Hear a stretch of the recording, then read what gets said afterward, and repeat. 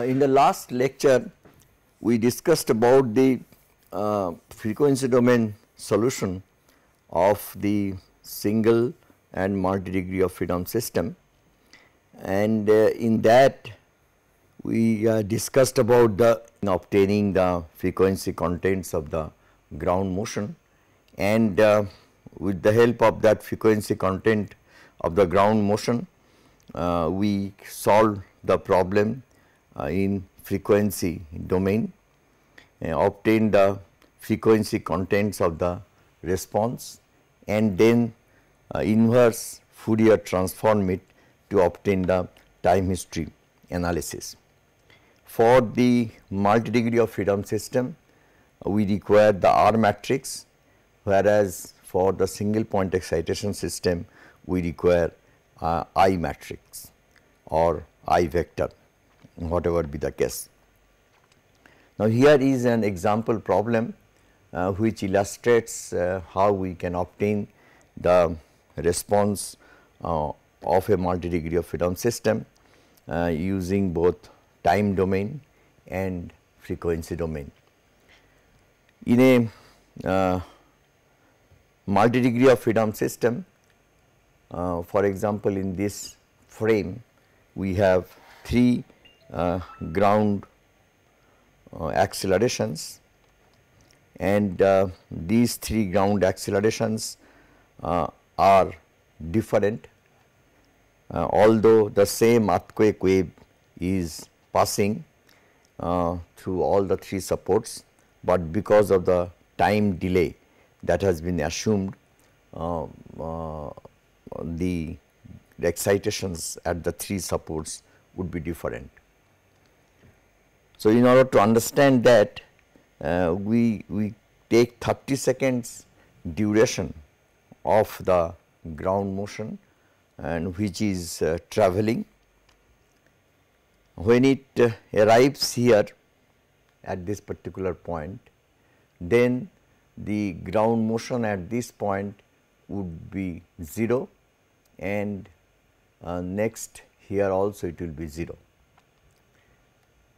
When 5 seconds of ground motion has passed through this particular point, then we get the ground motion over here, and at that point of time ground motion still at this point is 0. When 10 seconds of ground motion have passed through this point, then we get the ground motion here as well. So, as a result of that, the excitation caused by the same travelling wave of ground motion is different at these three different supports, and we can obtain this by the following considerations from the 30 seconds of record of ground motion that is available to us. The last 10 seconds of record have 0 values for the first support. That means, when all the 30 seconds have passed through this point, then we have the next 10 seconds of the time history of excitation would be 0. In this case, the first 5 seconds and the last 5 seconds have 0 values, and in between we have got the 30 seconds of the ground motion, and for the last support we will have the first 10 seconds we will have 0 values, rest of the 30 seconds we will have non-zero values. As a result of that, effective total duration of ground motion is taken as 40 seconds, and that is how the three different records of excitations differ on a scale of measurement of 40 seconds. Now, with these three ground motion, distinct three ground motions, we write down the equation of motion for the system. This has two non-support degrees of freedom, and the support degrees of freedom are 3, and they are shown over here. That is these are the 3 ground accelerations, and the R matrix we computed before as 1/3, 1 1 1 1 1 1. So, for this particular problem, we had seen before that the participation of the ground motions in creating responses at the 2 non-support degrees of freedom were equal and was equal to 1/3, 1/3, 1/3. So, this was of course for this problem. For other problems it may not be like that. That is what you have seen before. The R matrix could be different for different kinds of structures, and it is to be obtained from the matrix condensation relationship. Now, with this particular equation, now we put on the values of x double dot g1, x double dot g2 and x double dot g3 in time from the different records that we have obtained, and these records are used for solving the problem in time domain using Newmark's beta method. And when you use the Newmark's beta method using direct integration technique in the recursive form, we require the C matrix, and the C matrix is obtained with the help of these 2 coefficients alpha and beta, and this is the Fn matrix of the Newmark's beta method, and this is the Hn matrix for the Newmark's beta method. The initial condition that was used is equal to 0 velocity and 0 displacement. With the help of that, we went for the recursive equation, solution of the recursive equation to obtain the response of the system. In order to remind you what is the form of the recursive equation, let us have a look at the recursive equation. So, that this was the recursive equation that we use for Newmark's beta method. So, this is Fn matrix and this is the Hn matrix. So, plugging in the different values that we use in the solution of the problem, we get the solution, and we get relative displacement, velocity and acceleration. The displacements at u1 and u2, that is the 2 non-support degrees of freedom, the time histories of that are shown over here. It can be seen that although the 30-second is the duration of the earthquake, but the excitation duration was effectively 40 seconds, and therefore, the response that we get at u1 and u2 are extends beyond 30 second, and it almost goes to 40 second. Of course, in this part the responses are very, very small. Next, we solved the pitch roof portal frame, and here if you recall, in the pitch roof portal frame we had the degrees of freedom, one in the horizontal direction and other at the crown in the vertical direction. These were the 2 degrees of freedom, and for that we assume the 5 second time delay between the 2 supports. By solving the eigenvalue problem, we get the frequency as omega 1 and omega 2 as these values, and from that we computed alpha and beta as that, and delta t was taken as 0.02, and this is how we obtain the R matrix. If you recall, that is, we give a unit displacement over here and find out what is the forces developed here and here, that gives the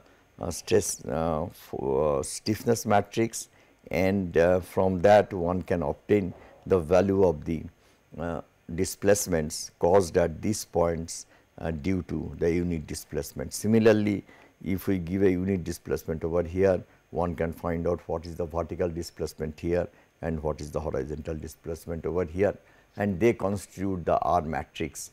That is what we had shown for this example when you are working out the R matrix for different structures. And the degrees of freedom, let me repeat again, is the horizontal degree of freedom here 1 and the another horizontal vertical degree of freedom over here. These are the 4 and 5. So, we calculated the mass matrix. This calculation was shown. How do we calculate this mass matrix for the pitch roof portal frame? This is the stiffness matrix, condensed stiffness matrix corresponding to the 2 translational degrees of freedom, and this is the R matrix that we obtained for the 2 degrees of freedom again. So, now by writing down the equation as mx double dot plus cx dot plus kx is equal to minus mr into x double dot g, with the using that we obtain the response of the system. But before that, let me tell you that in this case, although the duration of ground motion on earthquake record is 30 seconds, but the duration of excitation at the 2 supports are taken as 35 seconds, because there is a 5 second of time delay between the 2 support, that is what is assumed. Therefore, in the first case, there will be the first 30 seconds will be non-zero values and the end 5 seconds will be 0 values. For the second support, the first 5 seconds will have 0 values and the next 30 seconds will have non-zero values. That is how we construct the 35 seconds of excitation for the 2 supports, and we use these 2 excitations and obtain the values. Now, in this problem it was solved for 2 cases. In one case we considered a time delay, and in another case we obtained that we assume that there is no time delay between the 2 supports. So, this is the result shown for the without time delay case, that is in both the supports we had the same ground motion of 30 seconds, and we continued the integration till 35 seconds. So, after 30 seconds the responses that we see is due to the free vibration of the problem, and the U1 rather the degree of freedom 4, that is the horizontal degree of freedom, we see that the ground displacement or the displacement of the response is about 0.075, whereas the vertical response at degree 5 that is of the order of 2 to the power 10 minus 3. It is expected because since the ground motion is in the horizontal direction, therefore, the vertical response of the structure would not be very high, and therefore, we get a low value. This is the scenario when we have got the time delay effect considered in the analysis, and we see that there is a difference of course between this case and the previous case. That is, in the previous case we had 0.075 almost at the maximum value. Here the maximum value it goes up to 0.048 or so. So, we see that there is a with time delay the response is reduced.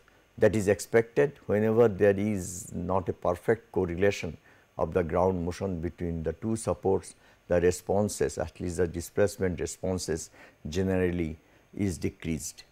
And but the important thing is that we see that the vertical in the vertical degree of motion, the responses has increased, that has become nearly equal to 4 into 10 to the power minus 3, where in the previous case it was almost near 2 into 10 to the power minus 3.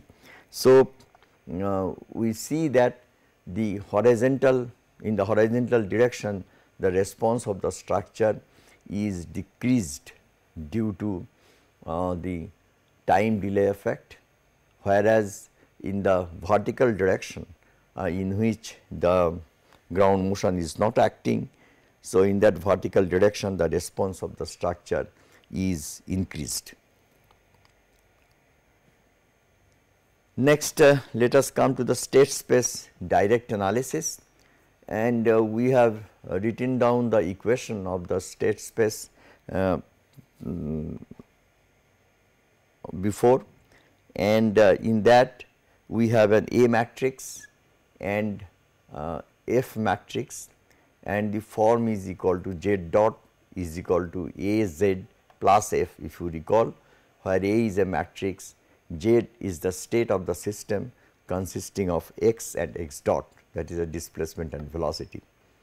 Now, here this is for the single point excitation system, this is not R, this should be I, that is influence coefficient vector, and this is for the multi point excitation system, this becomes R into x double dot g, that becomes the force. And the first part, that means this vector is of size 2n. If it is n degree of freedom, then the vector will be of size 2n. So, first n values will be 0 and the last n values will have minus I into x double dot g over here, and here it will be minus r into x double dot g. And how we construct r into x double dot g, that you have explained in the previous problem. We can solve the problem for the system in time domain as well as in frequency domain, and in the time domain one can solve the problem in using the Newmark's beta method or Duhamel integration for a single degree of freedom system. But when we solve the same problem for multi degree of freedom system, generally we are not able to solve the problem using Duhamel integration. So, there is a problem, and therefore, we generally do not try to solve the problem using Duhamel integration for multi degree of freedom system when we try to solve it in the state space form. So, in that case we generally use some other integration scheme than the Duhamel integration. This problem in the state space can also be solved in frequency domain, and in the frequency domain what we do is that we try to find out the H matrix, that is the frequency response function of the system. So, let me first clarify this. Say this is the equation, Z dot is equal to Az plus Fg, and we say that we are able to Fourier synthesize this Fg, which is described in time. Mind you, Fg is a vector, and the top values are 0 and the last values have got non-zero values corresponding to the time history. Then this Fgt can be Fourier synthesized and can be written in this form, Fg I omega into e to the power I omega t. Fg I omega can be easily obtained from using the FFT algorithm that we discussed before. Now, if the excitation is of this form, then it is reasonable to assume that the steady state solution of the system would be also of this form. Z will be equal to Z I omega into e to the power I omega t. Now, if we substitute this into this equation, that is we differentiate this once, then the differentiated form will be equal to this capital I cap omega Z I omega e to the power I omega t, where the I cap is nothing but a matrix with all diagonals at imaginary imaginary quantity I, and the non diagonal components are all 0. So, this is the definition of your I cap with omega multiplied by Z I omega into I e to the power I omega t. So, that becomes the Z dot, and in the case of Z we simply substitute this value. So, we have got A multiplied by Z I omega e to the power I omega t, and for f g we write down the FFT of f g. Then if I take this onto the left hand side, then we get this particular matrix I cap omega minus A into Z I omega, that becomes equal to f g I omega, because e to the power I omega t cancels from both sides. And then one can write down for a particular frequency, say a jth frequency, if we can write down Z j I omega to be is equal to I cap omega minus A inverse of that into f g omega, and this is what is called H j I omega, capital H j I omega for the jth frequency. And f g I omega can be obtained from the FFT that I told before, and how we get the individual components or the elements of this vector when we have the R matrix that we had discussed before. That means the one element, typically one element of this vector would be of the form of R11 x double dot G1 plus R12 into x double dot G2 and so on. That will be the one element, and in time one can compute this and can get a particular value in time, and that is how we can have all the elements, values of the elements at every instant of time t that we feed in the FFT. So, we have to now carry out FFT for the n number of time histories, because here we will corresponding to all n degrees of freedom we will have one excitation.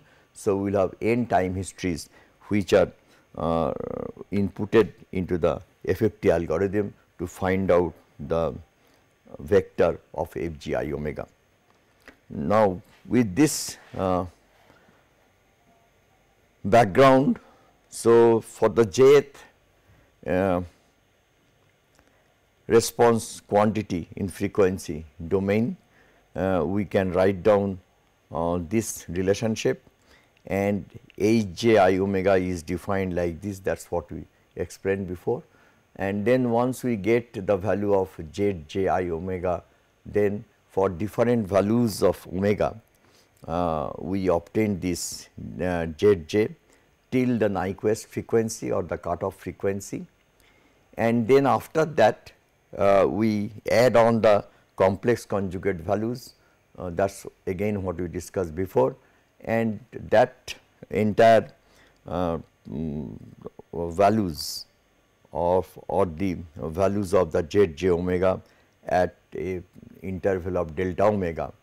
So, all the values including the complex conjugate values that are given in IFFT, and the IFFT gives the value of ZT, and the ZT contains not only the displacement, but also velocity as well. So, that is how one can solve the problem in state space in frequency domain. So, now we look into another example in which there is a pipeline and in this pipeline is lying on the ground. The resistance provided by the ground is represented by the springs over here, and the damping provided by the soil, that is shown here as a dashpot. So, at these three supports we provide the equivalent spring and dashpots for the soil, and these are the masses which are lumped at these three points, and we have got 3 degrees of freedom in the vertical direction 1, 2 and 3, and a rotation here.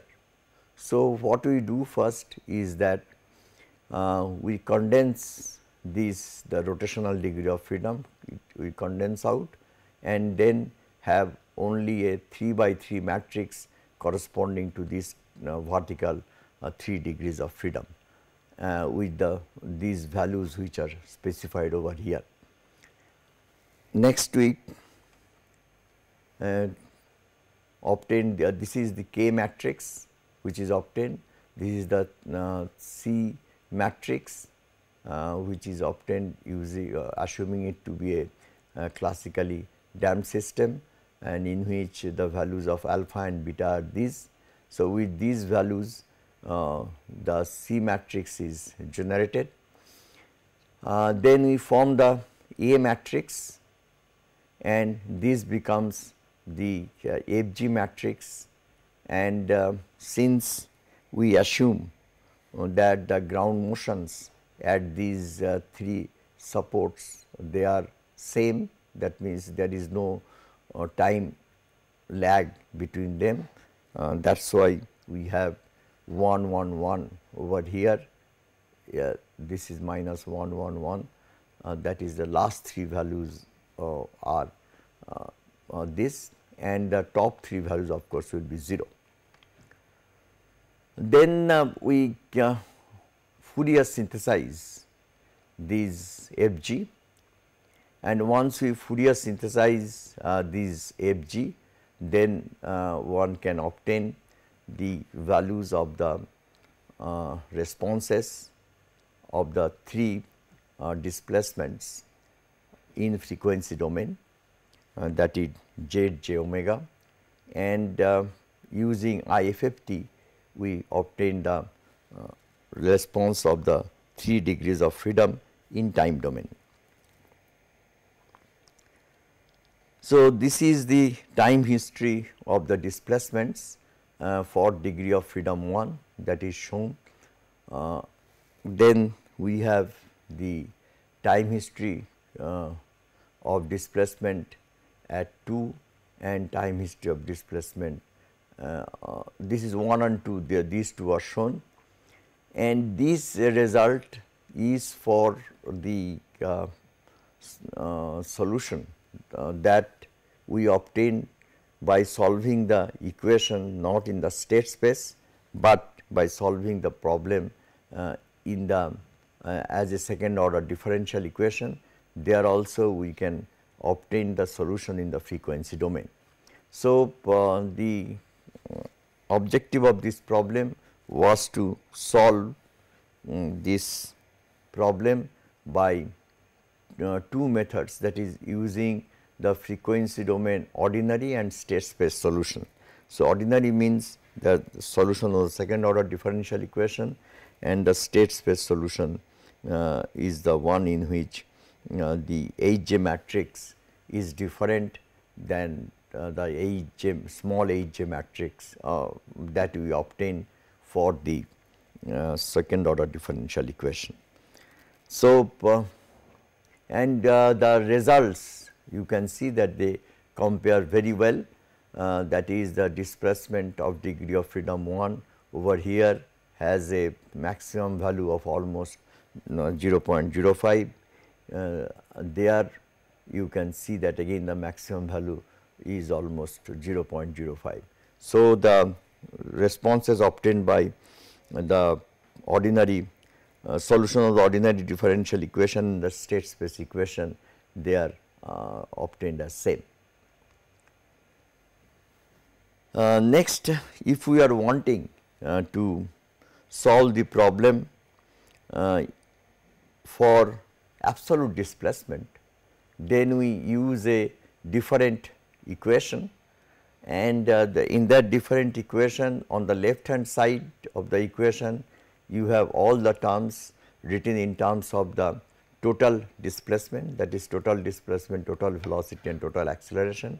On the right hand side, instead of the acceleration, we require the knowledge of displacement and the velocity that we discussed before, and generally we assume that these CSG, that is the coupling term in the damping matrix, they are generally set to 0 because that is very small, and in most cases we only consider Pg to be equal to minus Ksg into Xg.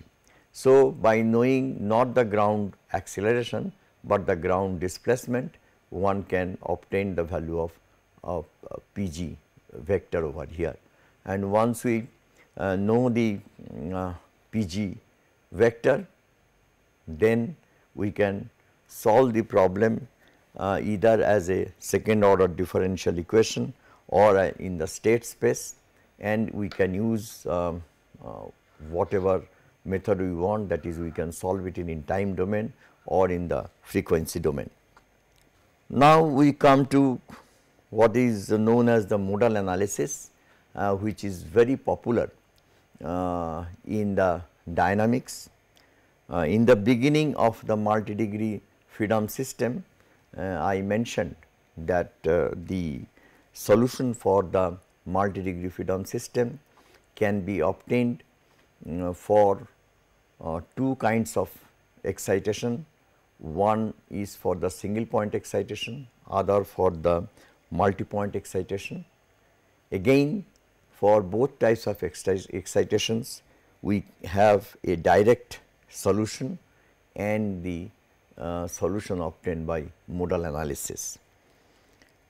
When we use the direct solution, then we require the C matrix to be defined, and for defining the C matrix, we assume that the damping matrix is of classical nature, or we say that it is a classically damped system. And when we assume it to be a classically damped system, then C matrix is written and to be is equal to alpha times m plus beta times k, where alpha and beta values are obtained for using the two frequencies of the system. Generally, the first two frequencies are considered to obtain the values of alpha and beta. So, once we have the C matrix for the system, then one can go ahead with the direct solution, either solving it as a second order differential equation, or by solving it as a coupled of first order differential equation, which is called the state space equation, and one can use both time domain solution and the frequency domain solution.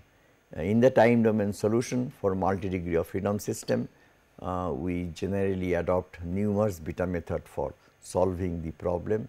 Duhamel integral is somewhat what we call complex if we extend it to the multi-degree of freedom system.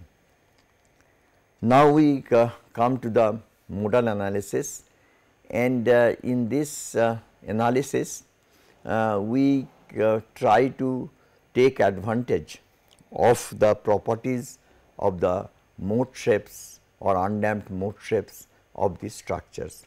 And I am sure all of you know from the knowledge of your dynamic analysis how we carry out the modal analysis, but still for recapitulation, let me try to summarize what you have already learnt in your dynamics for the modal analysis. We write down the displacement, that is the x are the dynamic displacement of a multi-degree of freedom system, that as equal to a phi matrix, that is a mode shape matrix multiplied by z, which are known as the generalized coordinates, or sometimes also known as the modal coordinates. So, with this defined, we go to the main second order differential equation. We substitute in the main equation the phi into z in place of x. So, once we do that, then this becomes m into phi multiplied by z double dot. The C matrix becomes C into phi into z dot, and this one becomes phi k into phi into z. So, in place of x we write phi z, here in place of x dot we write phi z dot, and here in place of x double dot we write down phi z double dot.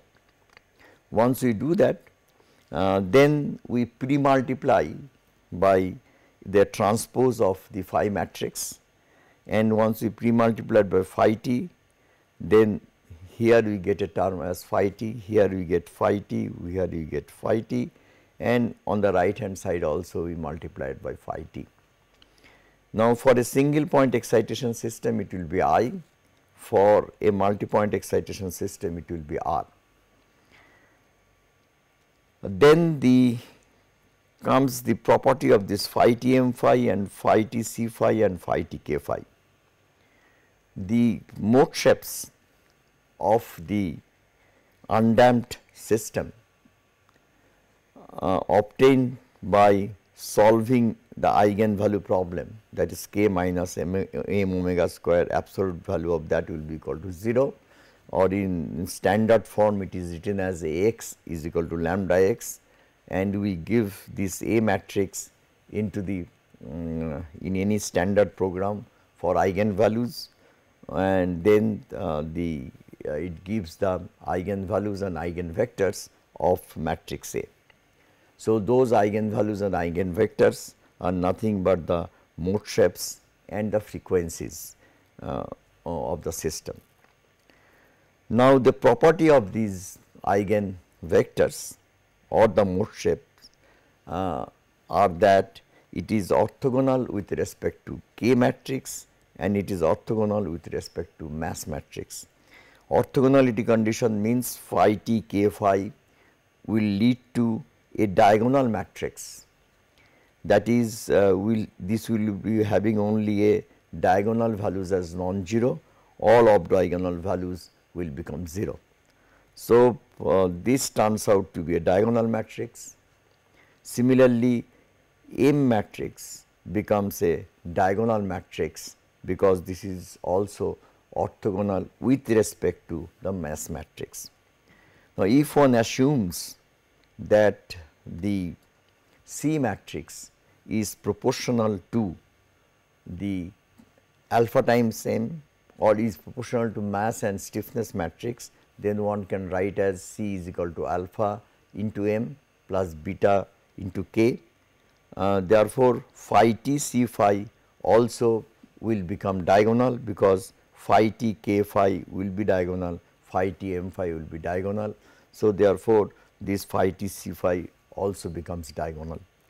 Now, if the left hand side of these things becomes diagonal, then we can see that in the left hand side the equation of motion becomes uncoupled. Uncoupled in the sense that only you have diagonal terms over here. So, each one of these equations are independent of each other, that is one can write down a equation only in the form of this, that is this m bar I into z double dot I, c bar I into z dot I, k bar I into z I. This is the ith equation and this is a single variable, z I is a single variable, and one can write down such equation which is consisting of n number of equation, that is I varies from 1 to n, where n is the degree of freedom for the multi-degree of freedom system.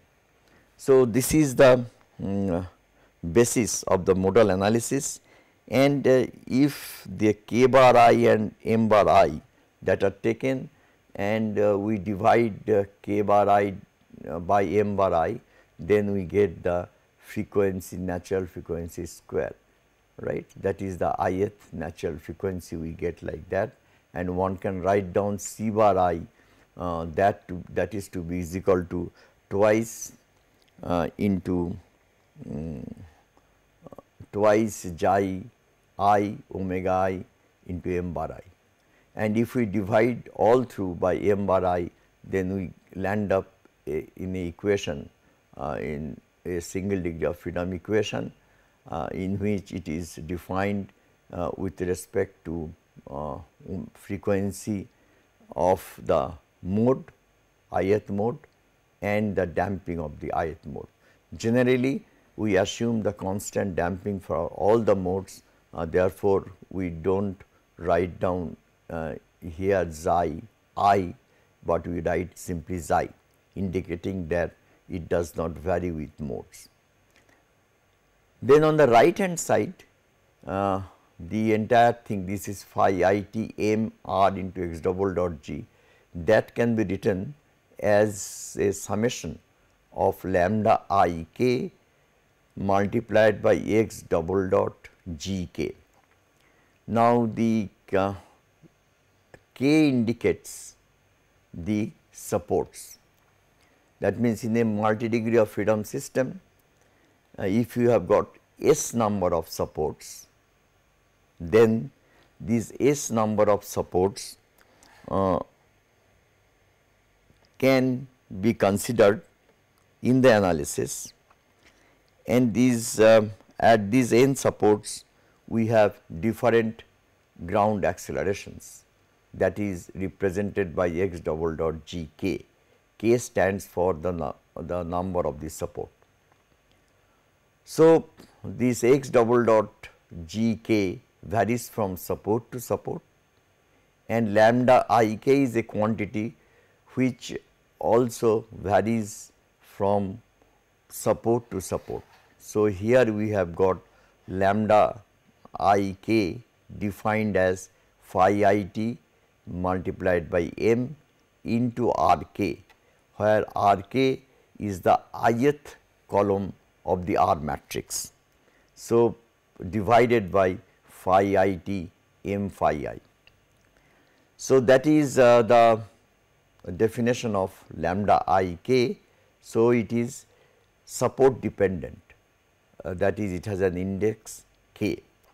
So, this summation is done for all the supports over here, and we generate a time history of the ground excitation for the structure. That means, for the entire structure, for the ith generalized coordinate, we will have only one time history of excitation, which will be called the generalized excitation for the ith mode, and there the effect of the different types of excitations at different supports will be all summed together to find out the time history of the generalized excitation at the ith mode. So, now we can solve these equation written in terms of the general coordinate, or we call this modal equation. We can solve as a single degree of freedom equation, either in time domain or in the frequency domain. In time domain, again we have option, we can use Duhamel integration, or we can use Newmark-Beta method, or we can use any other integration scheme. Let me just try to elaborate this lambda I k. If the ground acceleration is not varying from support to support, that means at all supports if you have got the same excitation time history or the ground acceleration, then in place of r k it becomes I, that is the influence coefficient vector 1 1 1 1. In that case it becomes the k, it becomes independent of k, and we have a unique value of lambda I defined for the ith mode. So, that quantity is known as the mode participation factor that has been discussed, I am sure, in your dynamic analysis class. So, for the single point excitation, you have this mode participation factor as a single quantity, but if it is a multi support excitation system, then there is not a single value of the mode participation factor. This mode participation factor then becomes support dependent. That means, for each support we have one mode participation factor defined. Obviously, if S is equal to 1, that is, if you have got a single support excitation, then this generalized formulation can be made what to call made same as single point excitation system. Now, let us look into the example, an example solved for these multi support excitation system with the modal analysis. So, here we take the example of the cable stayed bridge. If you recall, in that cable stayed bridge we had the many supports, or rather 4 supports were there in the cable stayed bridge. Let me show you the diagram for that for your recapitulation. Yeah, this is a cable supported bridge that we have taken up in order to obtain the R matrix, and in that you can see that we have got one support, second support, third support and fourth supports. At these 4 supports the ground accelerations were different, and the degrees of freedom that we considered were 3 degrees of freedom, that is at the 2 top of the towers or the at the top of the 2 towers we have got 2 horizontal degrees of freedom, and the vertical degrees of freedom is considered at the center of the deck.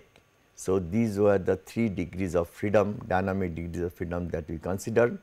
So, we condensed out all the rotational degrees of freedom, then we obtain a equation or obtain an expression for the stiffness matrix and the mass matrix corresponding to these translational degrees of freedom, and then from the stiffness matrix we again took out the 3 non support degrees of freedom, that is 1, 2, 3, and the rest were the support degrees of freedom, and from there we constructed the R matrix for the system, and the R matrix for the system was obtained like this. This was the R matrix corresponding to all the 4 support degrees of freedom, and the R matrix obviously was 3 by 4 because the 3 are the non support degrees of freedom.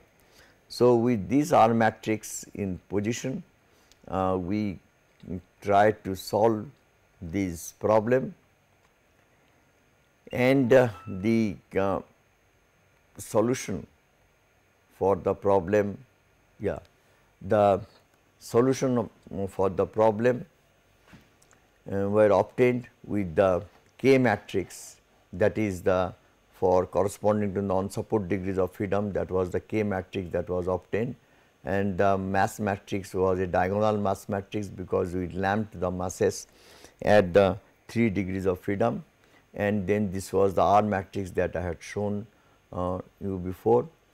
and then omega 1, omega 2, omega 3, 3 frequencies were obtained. The phi 1 t, phi 2 t, phi 3 t, that is the 3 mode shapes like this. And then we have the first modal equation that we can write in this particular form. Now, you can look at the nature of the mode shape. It is interesting to see the nature of the mode shapes. So, the nature of the mode shapes is the first mode basically is such that you have these are the first two degrees of freedom, that is at the top of the pylons, and you can see that in the top of the pylons, if one is moving in this direction, the other moves in this direction. That is you have a situation like this, and with at the center we have a upward displacement. So, the phi 2 basically were such that both the pylons are moving in the same direction, and there was no what we call displacement at the center, and this basically is again a mode shape in which the both pylons moved in the opposite direction, and the deck, center of the deck moved down rather than up. So, these were the 3 mode shapes that were obtained. So, using these 3 mode shapes, so we write down the 3 modal equation, and for these 3 modal equation, these are phi 1 t m, and this one will be equal to r1, not r1, that multiplied by g, that would give the rho g1. So, this is the value of the generalized ground acceleration or generalized excitation of the first generalized equation, and with a delta t defined as 0.025, this thing can be integrated. But in order to obtain the values of x double dot g1, x double dot g2 and x double dot g3 and g4, for that we take the ground acceleration of 30 second, which is travelling, and there is a 5 second of time delay between the supports. As a result of that, you will have for the first support the 30 seconds of the record, first 30 seconds will be non-zero, and rest 15 seconds will be 0 values.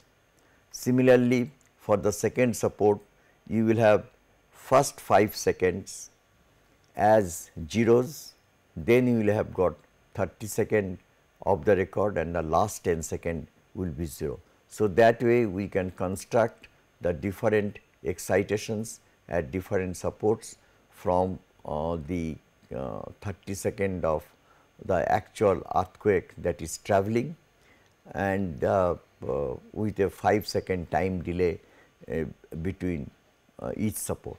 So